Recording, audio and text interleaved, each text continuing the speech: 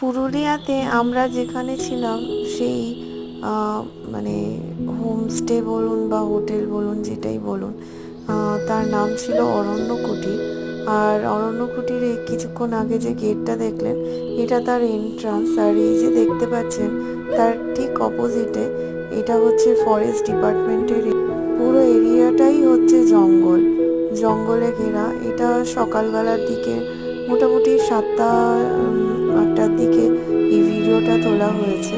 এখানে দেখুন আমি বন্য মুরগি, যেটা দেশি মুরগি বা যাই বলুন, যেগুলো জঙ্গলে ঘুরে বেড়ায়, সেগুলোর ছবি তুলবার, তাদের ভিডিওটা তুলবার চেষ্টা করেছি।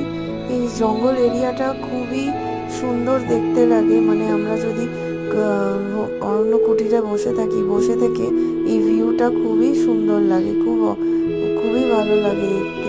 দেখুন জঙ্গলটা